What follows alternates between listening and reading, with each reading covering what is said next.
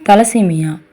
Thalassemia என்பது இரத்த சிவப்பணுக்கள் உருவாகும் திறனில் குறைபாடு ஏற்படும் ஒரு பரம்பரை நோய். தலசீமியா நோயால் பாதிக்கப்பட்டவர்களுக்கு அசாதாரண அளவு, அதாவது மிகவும் குறைவான அளவு ஹீமோகுளோபின் தான் இருக்கும். அவங்களுக்கு இரத்த சிவப்பணுக்கள் அதிகப்படியாக அழிஞ்சி இரத்த சோகை ஏற்படும். ஒரு தலசீமியா நோயாளிக்கு வாரத்திற்கு 1 யூனிட்லேருந்து 2 யூனிட் வரைக்கும் ரத்தம் பெற வேண்டிய நிலையும் ஏற்படுது. தலசீமியா நோய்க்கு வாழ்நாள் முழுவதும் கண்காணிப்பு மற்றும் சிகிச்சையும் தேவைப்படுது.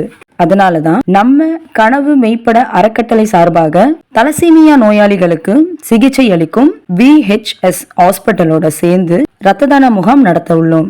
இது நம்ம நடத்துற 3வது ரத்த தான முகாம். வருகிற மார்ச் 2ஆம் தேதி ஞாயிற்றுக்கிழமை அன்று முகப்பேர் மேற்கு பேருந்து நிலையத்துல நடத்த உள்ளோம். நம்முடைய ரத்த தானம் மூலமாக தலசீமியா நோயால் பாதிக்கப்பட்டவரின் வாழ்வுக்கு ஒளி கொடுப்போம்.